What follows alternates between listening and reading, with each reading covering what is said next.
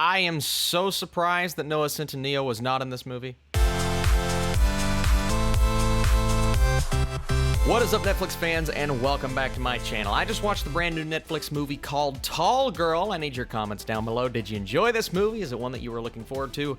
And let's talk about it. So Jody, the tallest girl in her high school, has always felt uncomfortable in her own skin, but after years of slouching, being made fun of, and avoiding attention at all costs, Jody finally decides to find the confidence to stand tall. So I'm not gonna lie to you, I saw this premise and my heart was just kind of warmed by the idea of this girl overcoming what she believes to be this obstacle. And I know you may look at this premise and say, well, she's just tall. What's the big deal about being tall? But, you know, everyone has that one thing that we don't like about ourselves. And if this is something that people are consistently coming up to you, making fun of you for, then of course it's going to bother you. So I didn't look at that and say, well, she's tall. No, I felt this way in high school about many things, not height necessarily, but everyone has that one thing. So I looked at this and I found it to be a sweet premise, because if that's what they truly focus on, this girl suffering with these conflictions and trying to overcome everyone around her constantly looking up to her, then sure, it's going to be a sweet story.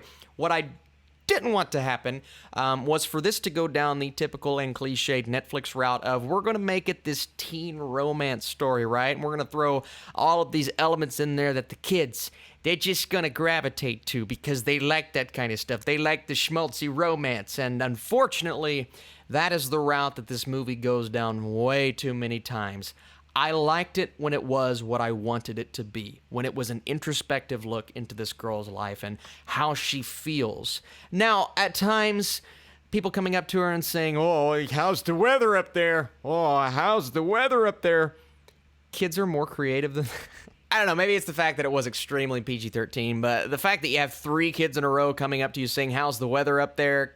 Come on, I mean, it's 2019. Kids are going to be significantly more ruthless than they were in this movie. Not that I wanted that for this poor girl, but it just seems so cheesy and so unrealistic when they all kept saying the same thing. It's like, kids, come on, you can do better. If you're going to bully, be a better bully than that. That's not what I'm saying. That's not the point I'm trying to get at. I'm just saying the dialogue from a screenwriting perspective was really bad, and it also hones in and it focuses on this romance. Of course, she has the best friend who is significantly shorter, but is also madly in love with her. The best friend, by the way, it's my boy from American Vandal. It's Griffin Gluck. I actually really like him, and I liked him in this movie. At times, he was a bit too much, but I can't help it. I like the kid. I also didn't mind our lead. She did a good job as Jody. Ava Michelle gave a performance that I think was expected from her. She didn't overwhelm me with how good she was, but she was solid. And then, of course, you have some pretty big stars playing supporting roles in the adult category. The other kids... I mean, I wasn't the biggest fan of certain characters, and then you have some acting that's just not really up to par. Not in terms of the script standards, because the script was not there for me at all, but what this movie kind of required, they didn't do it for me. And then you have this guy that comes into the picture and, of course, ruins the inevitable plan from the best friend to fall in love, or get her to fall in love with him. But he comes in, and he's this gorgeous, tall guy from another country, so he's got the accent, and people love him. And where do you think this is going, right? Of course, he kind of falls for our girl, except he has a girlfriend. So here's where the confliction comes, right? They kind of stop focusing on the fact that she is tall. Now, that comes back around, and there was a nice moment at the end when she gives a nice speech, and I'm like, oh, that's sweet and heartfelt. But the other 45-minute, like that chunk in the middle of the movie, just didn't work for me. If the filmmaking was phenomenal, then maybe that would have made up for it, but it was subpar for me. Nothing stood out about the look of the movie, the feel of the movie, and it all comes down to life experiences, right? If you are in the midst of high school and you are dealing with something that maybe people are making fun of you for, or maybe you are ridiculously, extremely self-conscious about, everyone at some point in their lives goes through that, right? And if you are at that point right now, then there are elements of this story that are probably going to relate to you, and you are probably going to gravitate towards the movie a bit more than I did.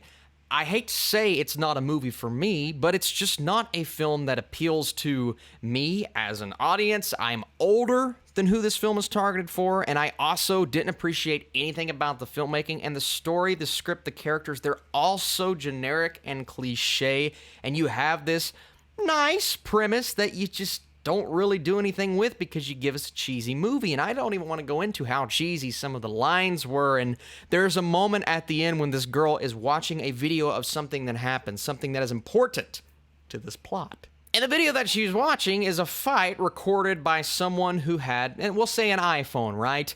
But in the middle of that video that she's watching on this small screen, they literally switch camera angles, not in the movie, but in the iPhone recorded video. And I sit back and I go, where's the attention to detail? Like, this level of laziness really bothers me because it was like a studio production.